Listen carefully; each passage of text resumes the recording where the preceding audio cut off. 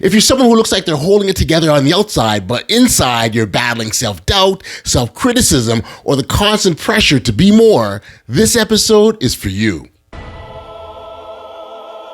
Driven by purpose, fueled by passion, my words got power, my thoughts have action, motivation, stay gracious, that's greatness, be audacious, motivation, be audacious, innovation, be audacious, inspiration, be bold, motivation, be audacious. Shame can only stick if you have the receptor for shame, so to speak. Otherwise you're just going to be like, shame is always a projection, you see, because shame, it's not an emotion that you can digest. It's repressed shame. And this is the root of narcissism. Again, narcissism as a system. Like if you look at narcissists, they're not free of shame. They're operating out of repressed shame. This is the reason why people, unalive themselves without this voice, without this shame that says that you have no purpose, you're a failure. Nobody would ever do that, And we have the power to free ourselves. What if the thing keeping you stuck isn't fear, failure, or even lack of confidence, but shame? This podcast is all about helping you unlock your inner greatness and live your best audacious life. And today's guest is Emma Lyons. She's the founder of Trauma Matrix, whose work focuses on helping people break free from toxic shame, self-sabotage, and what she calls the inner narcissist. Her writing and coaching are centered on helping people reclaim authenticity and stop shrinking themselves. What really stood out to me in this conversation was how Emma challenged the idea that shame is somehow useful. And we've all seen this, right? We've been taught to see that shame is a motivator, but she makes the case that shame actually keeps us small. It really is a fascinating conversation with some great insights I'm sure you'll appreciate. So without any further ado, let's turn to our chat with Emma Lyons. Enjoy.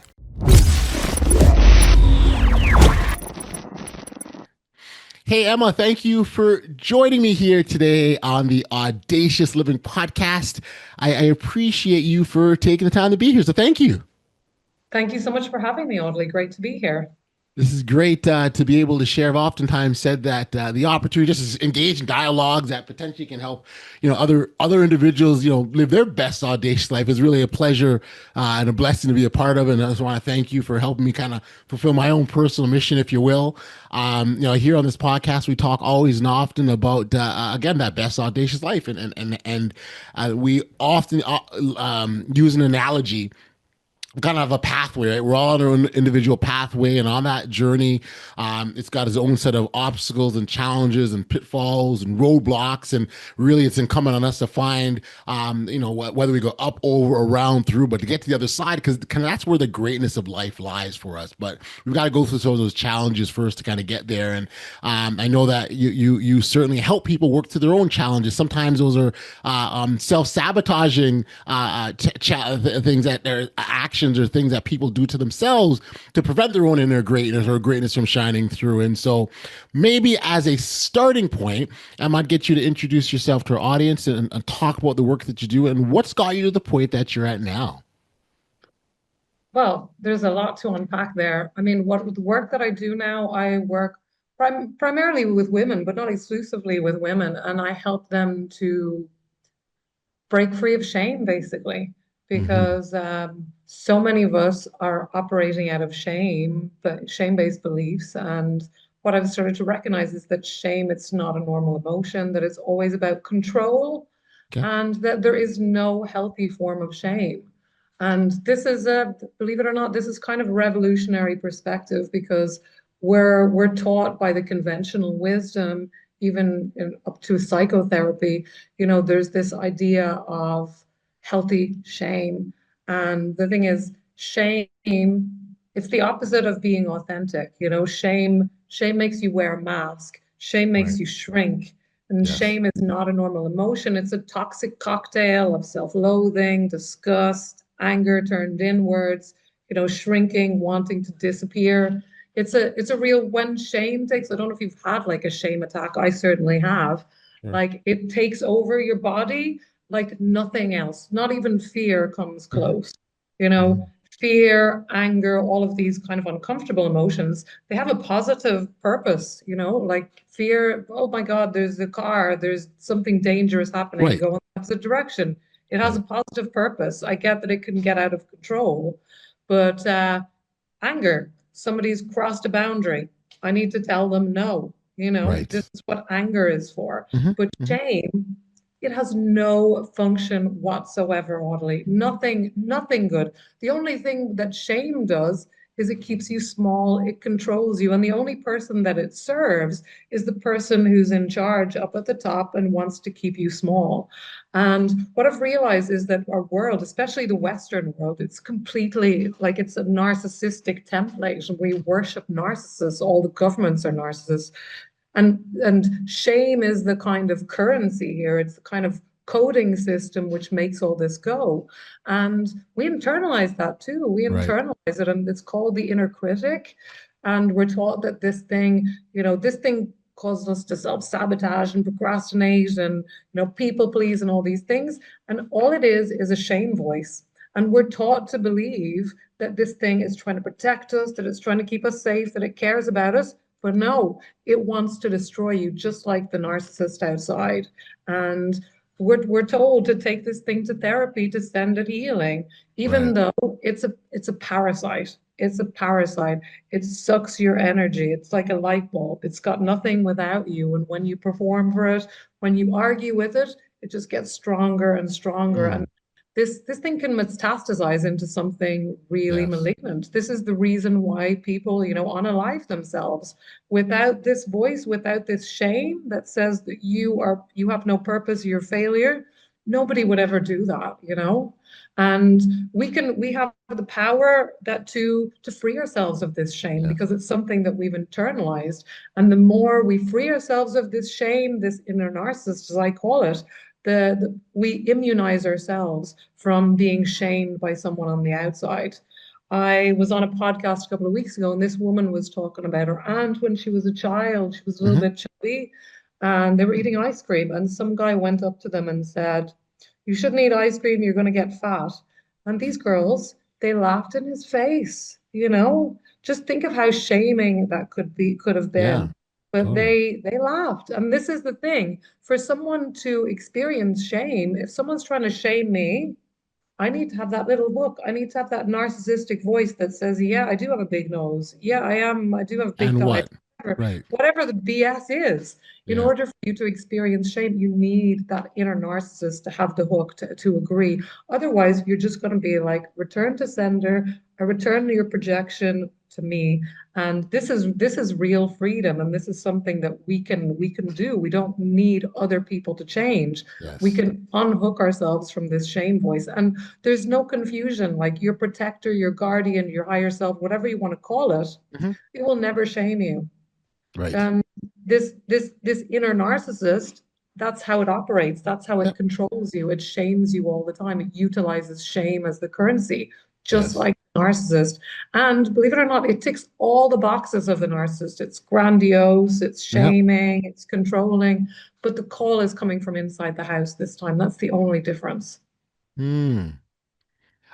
So lots to unpack there, but I certainly love just the approach around understanding where the power lies, right? Where the true Yeah, power lies, right? And yeah, so when you talk about something like confidence as an example, right? Like so if someone says you got a big nose, right? Well, if your confidence goes, and I'll tell you, I've been told I have a big nose my whole life, and I've never cared because I'm like, that's just my nose, that's the way I am. exactly, And I think exactly. a part of it though is that is these attacks, these criticism, these shaming attempts, they're all relative to what's going on. Like it was, it's so maybe in this circumstance, this situation, what you have is different or unique because it's unique to you. No one else has that. So what?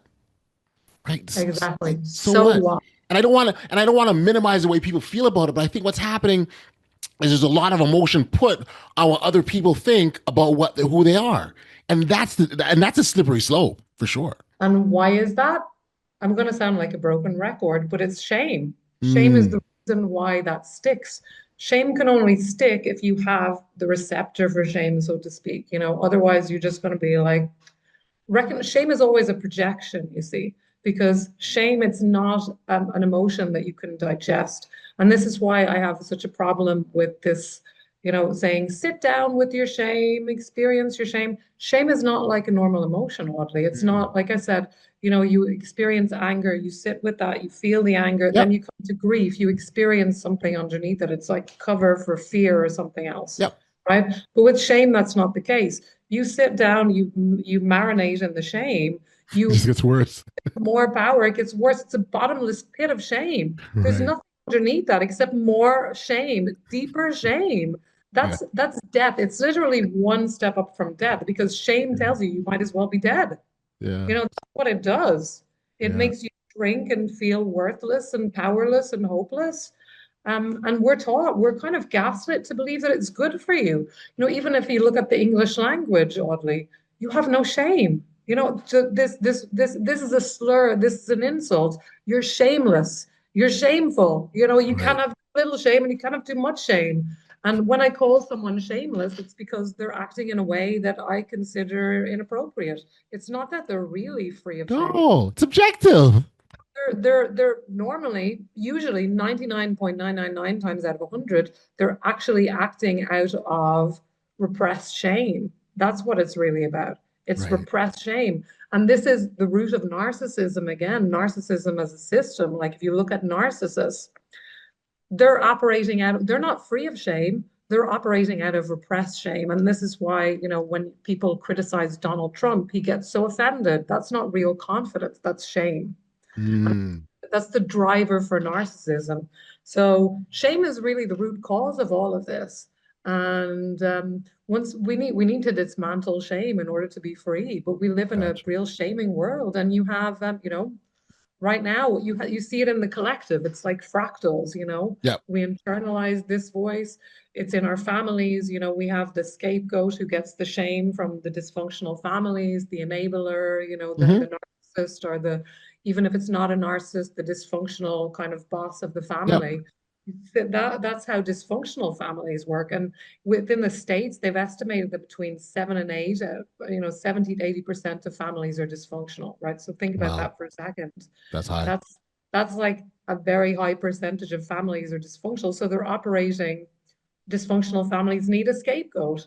And then Mhm. you see it fractaling out. You see it in corporations. This same pattern, people being scapegoated, shame that the Yep. corporation or people, the office, they don't want to digest. They project it on one person or one group of people. You Yep. see it in the collective culture, countries, in the interstate network. You see the same thing playing out. Hmm. Scapegoats who go on to, lead their own because they're carrying all the shame. They look for another scapegoat to Yes. project their shame on. Yes. You can That's see right. that happening in the United States, for example, or not just in the United States. The current scapegoat is the immigrants, because all the collective shame that we've carried as a Yes. nation are Yes. the golden child, the perceived top dogs in the country. They have carrying all this shame.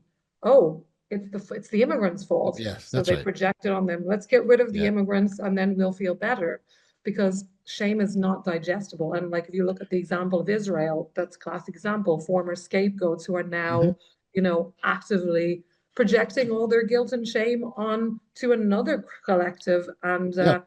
trying to destroy them so but really they're trying to destroy their own shame.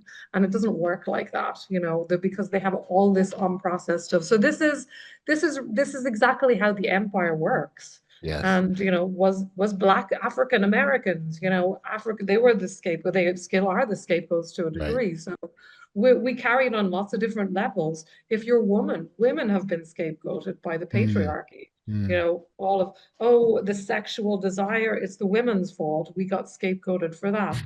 African people, they got scapegoated as well. So Right. there's multi dimensions to this. It's not just personal. It's societal. It's So, it's the language of empire. so I'm thinking then, so is part of the answer in dealing with shame accountability? Is that part of the answer and how you manage it? That's correct. And shame is the opposite of accountability. When you shame people, they're actually less inclined. And this is the thing, like shame is posited as something that can help change your behavior. You're shameless, you're shameful, so it's posited as this weapon to control people and to change their behavior. But Mm. shame is actually really bad for changing people's behavior. Because when you shame people, You're they shrinking them. shrink. Yeah. They shrink. They Yeah. become go in on themselves. They're actually less likely to apologize and much less likely to change their behavior. So they're much more likely. I mean, you can see it now in people when they're shamed, they harden, they defend themselves because shame puts you into survival mode. Yes. And it's like someone is attacking my identity. So they're much more likely to be violent when people are shamed. You Mm. know, this is it's the fuel of, I don't want to say all our dysfunction, but I will say 99.999% of the dysfunction in our Right. culture, you Right. can trace that back to shame. I was on a podcast the other day about bulimia, and this is all shame that's Yeah. driving that. You Yes. could see Yes. shame. It's like this, I want to disappear. And this kind of need for control. I have to control myself. So, this is one way to do it. And that's shame is the driver for that. No, I mean, I'm hearing that loud and clear, and it's clear that so shame becomes a default for someone who lacks the tools to respond to whatever criticism or whatever negative feedback or whatever information is being thrown at them, because there are other tools at our disposal, and for those that go to shame, I guess maybe shame is an easier default, as opposed to some of the other tools that are out Yeah. there that can be used. And it's also everywhere. It's pervasive. So even if you Mm. weren't brought up in a narcissistic or dysfunctional home, it's in the air that we breathe. Just go on social media and see how often people Oh are man. shaming each other there. This Oh is man. this is this is the language of our culture. We shame people as on Yeah. default. It's We acceptable. It's parent. acceptable. We parent through shame. We've Yeah. all done it. You see someone doing something you don't like, you shame them. Mm. Because it works very quickly in the moment. It looks very impressive. Even coaches, even therapists use shame because it looks very impressive in the moment. And it looks like it works, but it doesn't really last. That's the thing. And it always leaves a toxic imprint. What So does? it's very, very toxic, but and like I said, you're shameful. You have no shame. That's linguistically enforcing that shame helps you behave, that you're a good boy, that you're a good girl. You need shame in order to be a good person. Hmm. But really, it's you need shame in order to stay where you are and stay Right. small and do what we tell you. Mm. Do what you're Emma, told. I got Mhm. I have to be, Emma, open and honest, and say to you, I have never ever thought of shame in this way in my life. This conversation that we're having, I've never entered in it before. With all the 500 plus conversations I've had on this podcast, is the first time that it's been to this extent, specifically on the harmful impacts of shame specifically. And you're right. It's you've got no shame. You're shameless. These are things that we're again, to pigeonhole people or box them in. And I guess where I want to go is sort of, why is it that it's not commonly talked about from your perspective? Why do you think that is? Because shame is normalized, particularly in Western culture, and it's Hmm. kind of the foundation of Western culture. And I mean, we have two shades of shame. I talk about different shades of shame. Like if you Okay. look at, pre-Christian cultures, I'm from Ireland, so we have a lot of shame there. But before the Christianity came there was a kind of tribal thing. I call it collectivist shame. Okay. And this is the kind of idea that if you step out of what's considered normal or okay, then you're dishonoring the family or the tribe. So you're shamed for that, right? So Yes. this was the kind of norm. And if you look at Asian countries, probably like some tribal cultures in Africa, but pre-Christian, this was the kind of shame that dominated, collectivist shame. And it's also very lethal, don't get me wrong. This is why people commit suicide, because I mean, Japan, people kill it because they're carrying this shame. They've done something bad, or Yes. they perceive Yes. that they've done Dishonored the something bad. family. Yeah, you've brought dishonor on the family.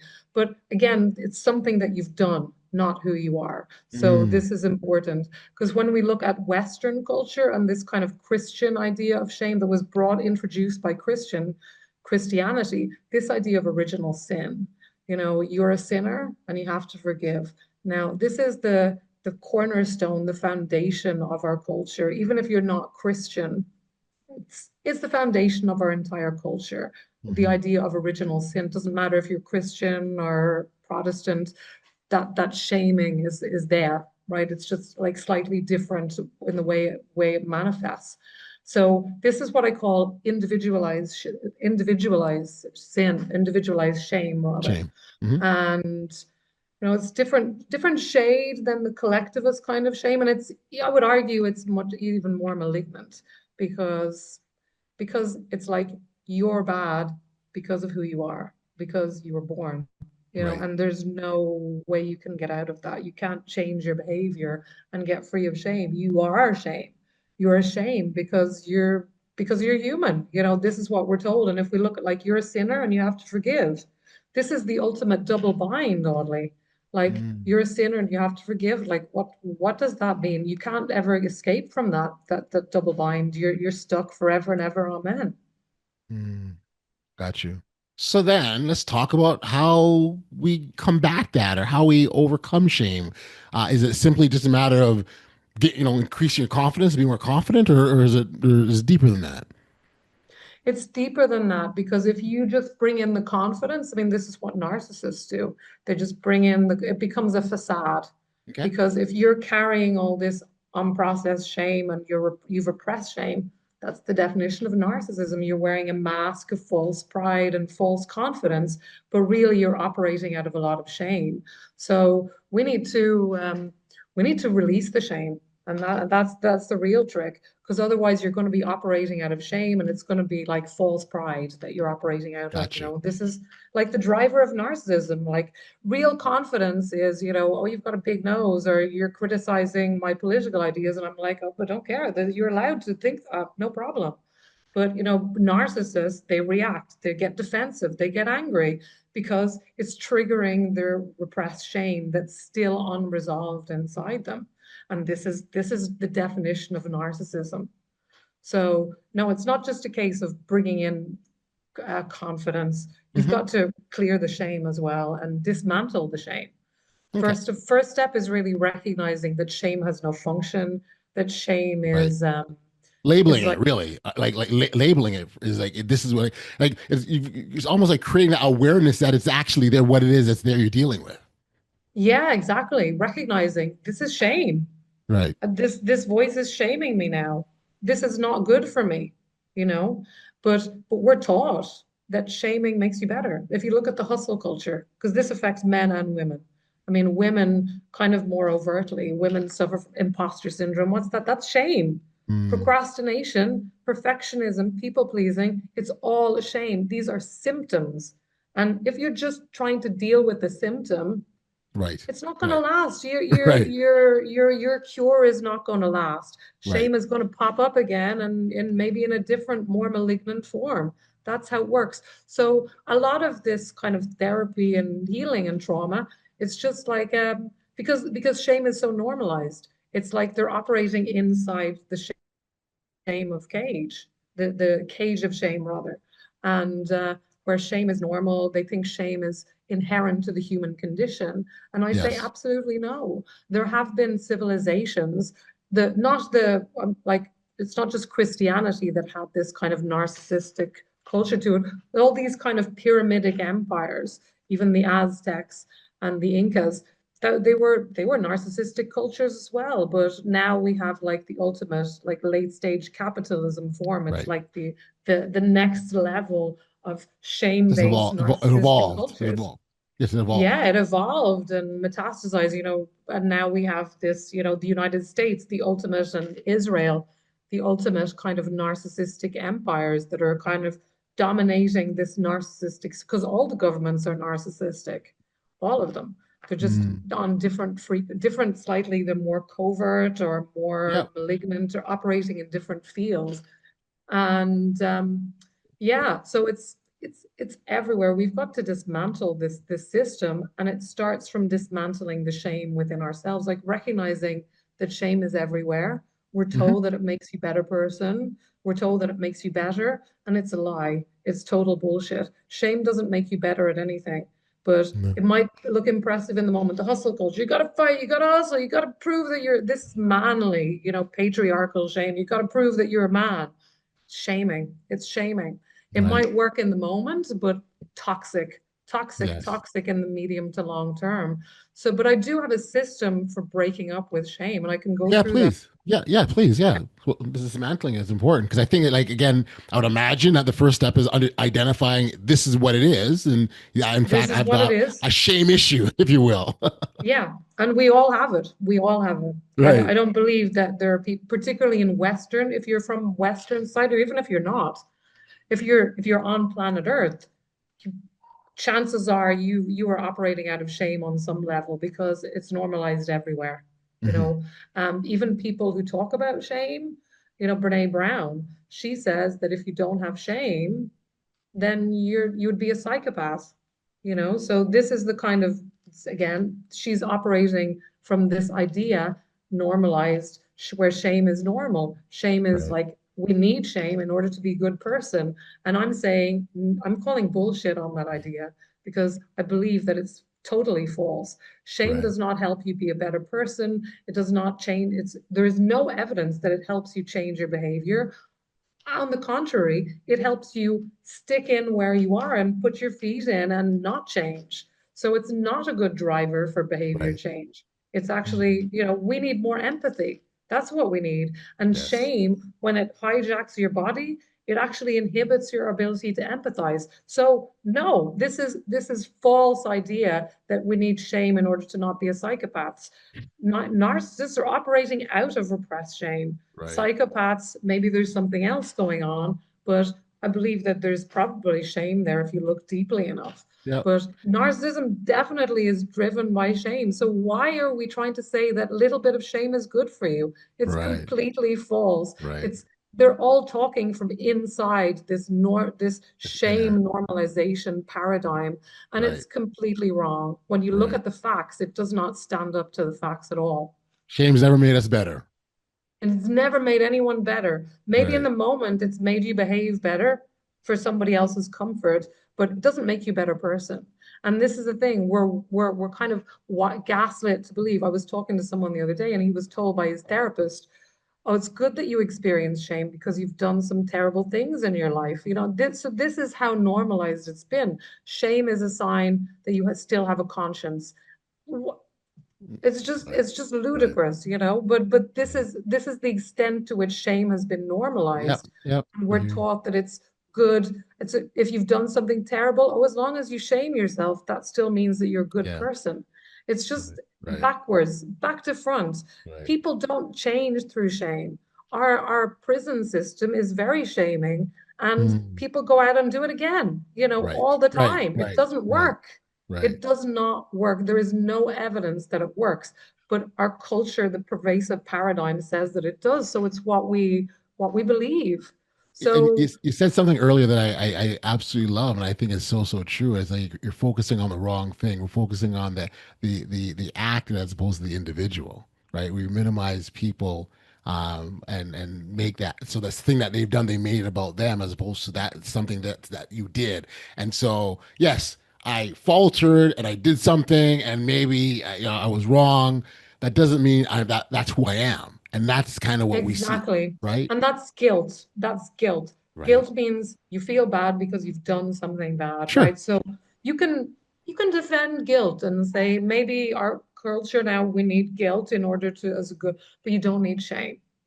And 99, again, shame, usually when people experience guilt, it comes with a very large side of shame, and that is by design. So usually when people experience guilt, they experience it with maybe even a larger portion of shame because that's what we're taught. We're taught that you need shame in order to prove, the Christian idea, you need to suffer, in order to become better. And it's just a false premise from back to front. Gotcha. Emma, how did you land on all of this? And because I know you had a sort of a corporate career initially, and now you're in this healing space. What was that? I'm curious about that journey and how you got from point A to point B and where you're at to where you're at now.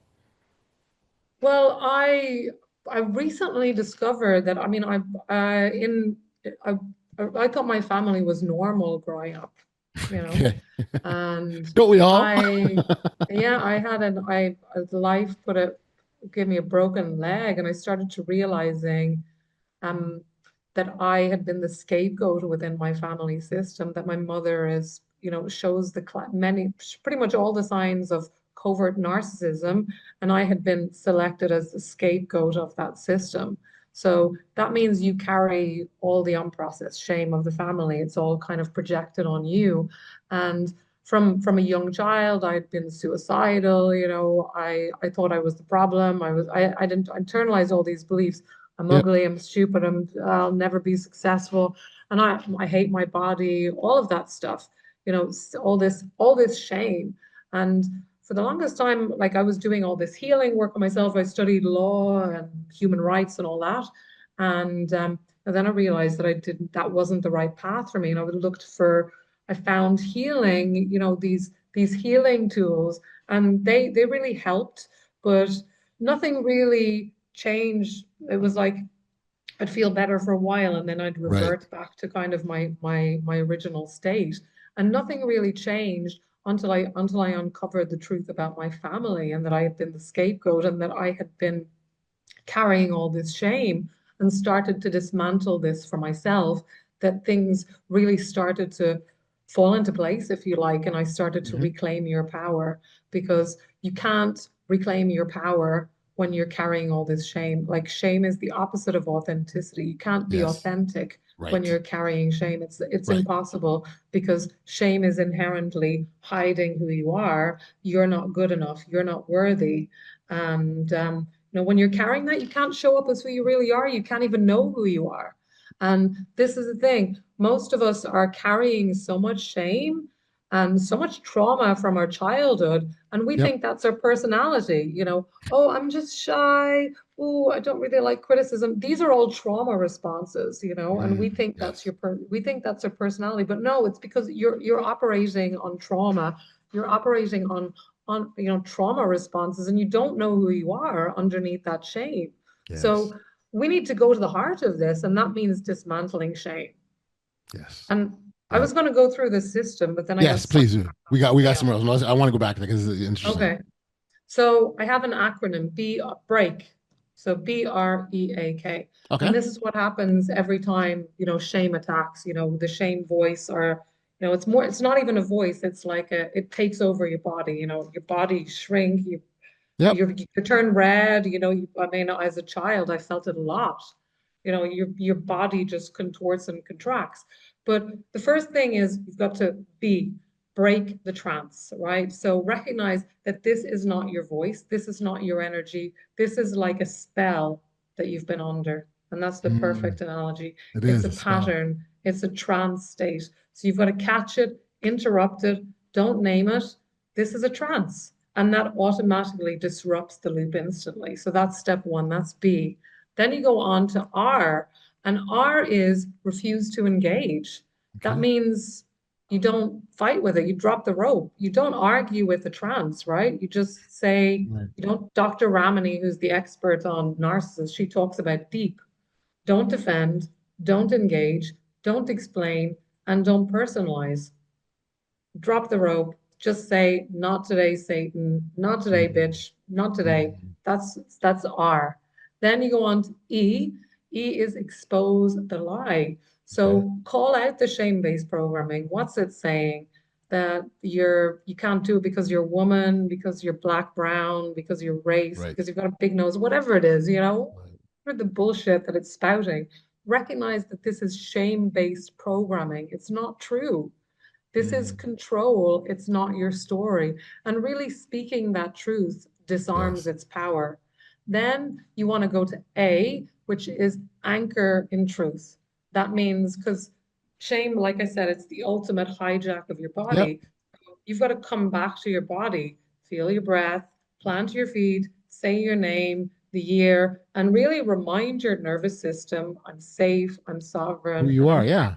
Like yeah, who you are. This is who I am. Right. Yeah. this is who I am. But shame is the opposite. Shame is the false self, the ultimate false self.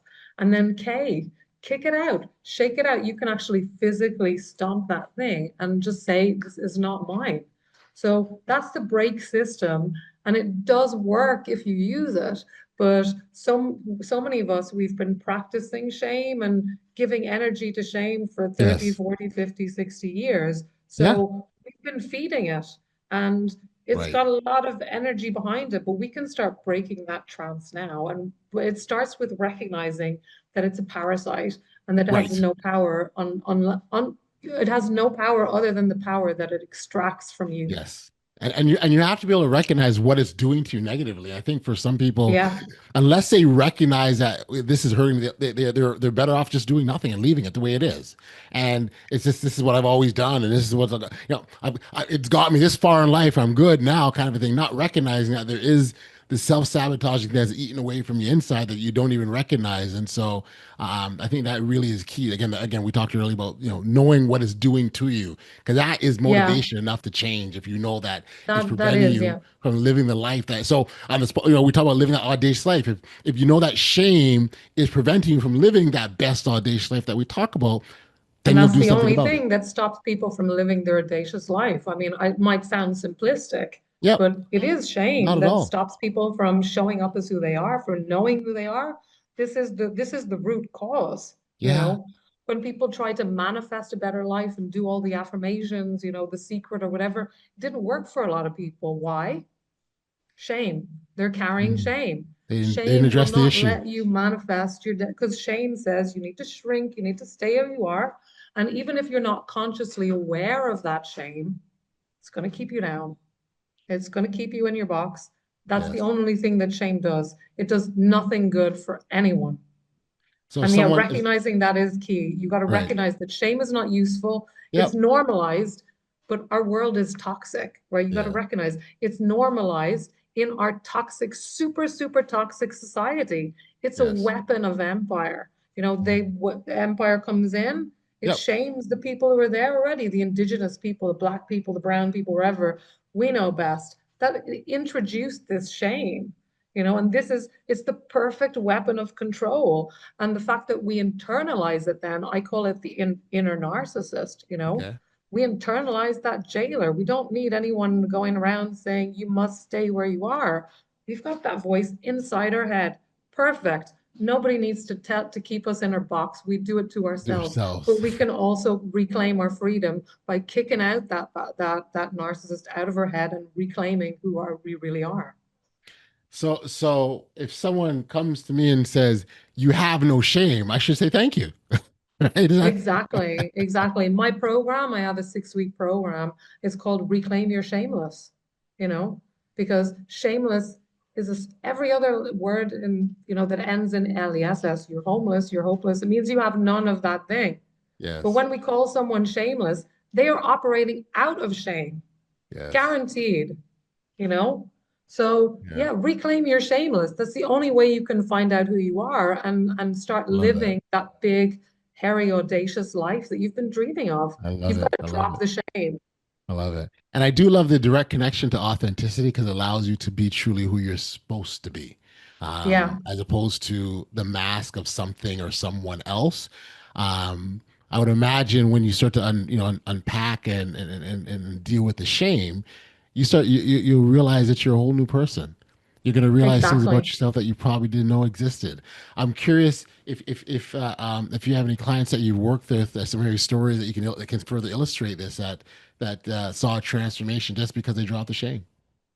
Yeah, 100%. I worked with one lady. She's a she's a personal trainer, and she was, trying to get people, she was struggling to get people to sign up for a program.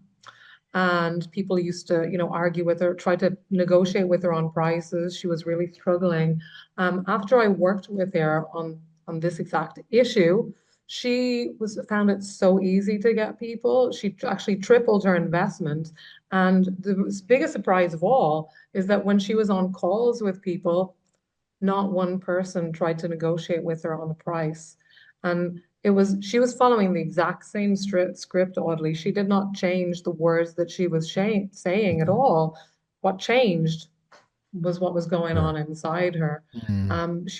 She had released some of that shame and was showing up much more authentic, and people can sense that, you know. Yes. People Yes. people feel if you're operating out of shame. I should know because I was operating out of deep shame for the vast majority of my life.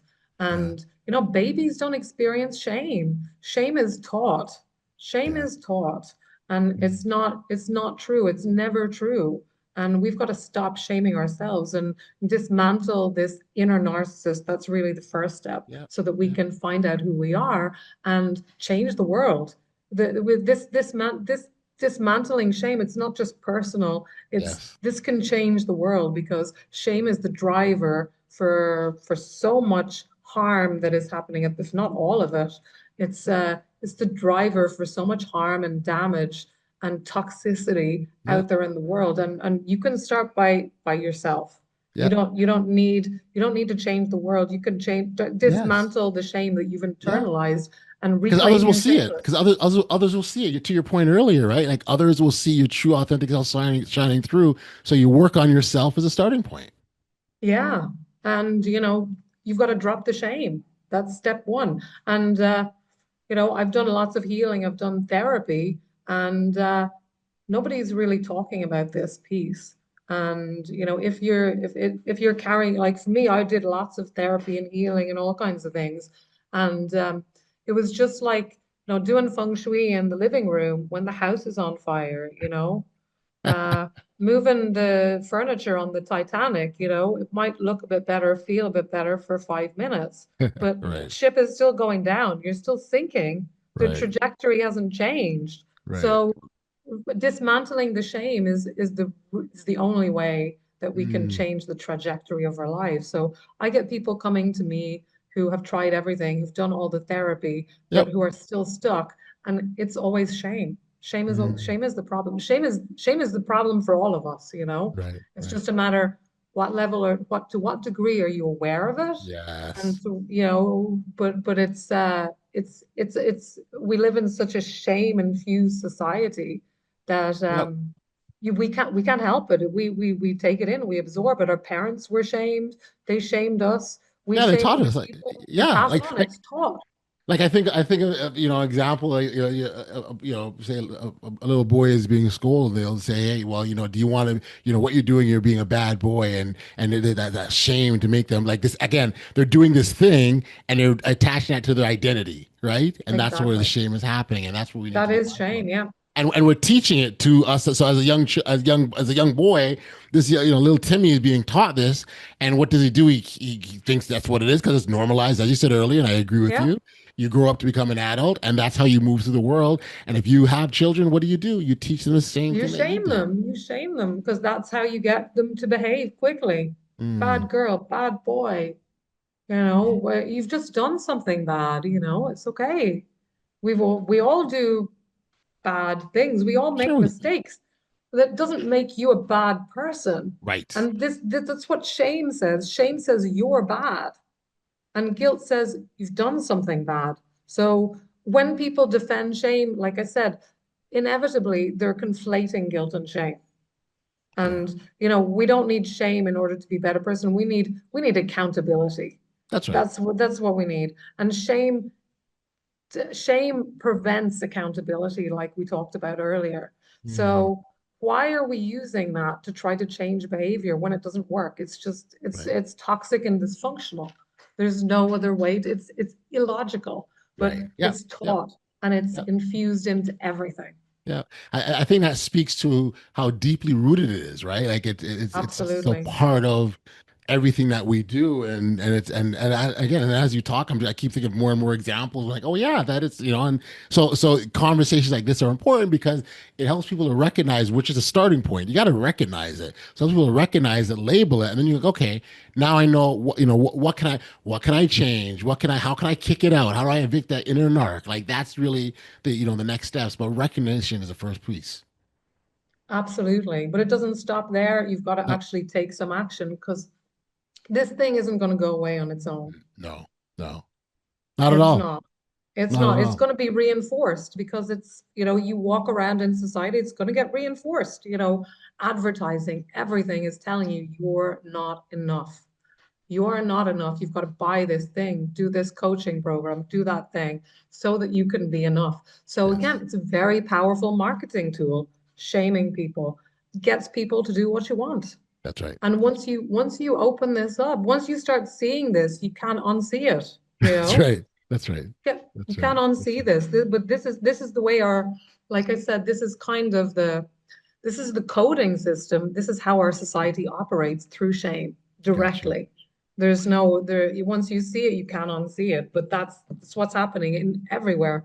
Canada, Ireland, everywhere. It's up. We're operating on shame. What made you land on focusing on women? How did you land there? Well, I do work with men as well, but women are more inclined to recognize this shame voice and do something about it. Okay. And because women collective have been shamed as a collective, they might notice that, imposter syndrome affects more women than men, for example. Hmm. Because women are taught, to just sit down and be wallflowers. Men are kind of told you can push forward, you can ask for the raise. So women, we've been taught to people please, we've been taught to minimize ourselves. I'm not saying that hasn't been taught, but men have a slight advantage there. So, and also a lot of men aren't ready to look at this shame because it could be a bit uncomfortable. But what I found was useful with myself and also with my clients is really recognizing that it's not just about you. This Yeah. is this is a system of control. It's everywhere. It's fractals. It's not personal. Yeah. It's not even about black and brown people or women. This is how the empire works. So you're just another cog in the wheel and you can get yourself out of that. Got you. Got you. Um, is there a difference between shame and self-doubt? Are they one and the same? Or are they related? Or what's the difference? Or is there? Well, self-doubt, again, you can I'm gonna sound like a broken record again. It is shame. It's the shame is the driver and the root cause there. Shame says you're not enough. You have to question, oh my God. I mean, back in the day, I was like Twix or Mars bar, like it was a life or death decision. I couldn't decide because I was carrying so much shame that I couldn't Right. even make a simple decision. It Right. was like life or death. So yeah, shame drives self-doubt. It Mm, is shame. It's mm. another manifestation. It's a Yep. symptom of shame, in other words. And Uh, again, this is something that we all experience, but shame hasn't been identified as the root cause. So we're playing whack-a-mole with these things without right. dealing with the root cause. That's Of right. course, it's going to pop back. It might be better for 5 minutes, or it might stay down, but You if want you something that's haven't sustainable. it's not sustainable until you deal with the root cause. It's like you're Got you. just taking a painkiller, and you might feel better for a while, but inevitably it's not a long-term solution because you haven't dealt with the root cause, and that is shame. Got you. You have a bevy of resources on your website to help individuals sort of identify well and deal with it, as you just said. I wonder if you sort of talk about some of those tools that you have. Well, yeah, I mean, I work with people. I have a group program called Reclaim Your Shameless, which is a 6-week program all about really recognizing this narcissistic voice that you've internalized and dismantling it from the inside out. So you become unshameable, and then you become audaciously yourself. So Mhm. that's what I do by healing and releasing this shame. People can really step into their power for the first time in their lives. And I mean, other tools and resources that I have. Yeah, I mean, my Substack is really good. If you're interested in what I'm talking about, check out my Substack. It's traumamatrix.substack.com. Okay. And, I have lots of articles that I've written there about, the inner narcissist and the empire and writing more. I have like a book in me about this fractal system and the internalization of shame. So it's all coming out in pieces Yep. in the Substack. So check that out. And I also have a free gift for people. Okay. Yeah. Yeah. Okay. So this free gift is called 5 Signs It's Time to Break Up with Your Inner Narcissist. So if you're like raising your hand and thinking, wow, yeah, I do have this shame voice, it's a problem, I think I need to do something about it. This is your next step. So Gotcha. 5 signs that this inner narcissist is affecting your life so much that it's time to really start evicting the thing and finding a new partner. And it also this tool, this guide, it also has ways that you can start making that happen. So Gotcha. recognition is the first Yep. step, and Hmm. also tools to start dismantling that. And you can find that if you're interested, tinyurl.com forward Okay. slash not today narc, not today Okay. narc, NARC. So you Cool. could check that out there. And that's what I recommend as the next step. Or, reach out to me, send me a message Yeah. on my socials. I'm trauma.matrix everywhere. So Okay. send me a message if this podcast spoke to you. I would love to hear about that. For sure. And what we'll also do, Emma, is make sure that all those contact details in the show notes as well, so people can connect with you that way. I gotta thank you, man. This is a very, very, very insightful. Like I said, I've not had an in-depth conversation on shame with anyone like this before, so I'm walking away with some insights that I'm appreciative of. And congratulations on the work. And thank you for being a guest today on the Audacious Living Podcast.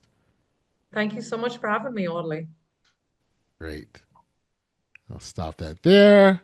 It's fantastic. Thank you.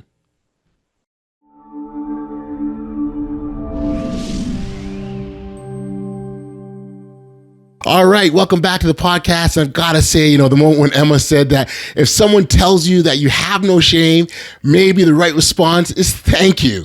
That definitely caught me off guard. If you're someone who's trying to move through life with more confidence, clarity, and courage, today's conversation is a powerful reminder that the voice tearing you down on the inside isn't helping you grow. And it actually may be the very thing that's keeping you stuck. What really stayed with me was Emma's point that shame isn't the same thing as accountability. That matters because so many people confuse the two.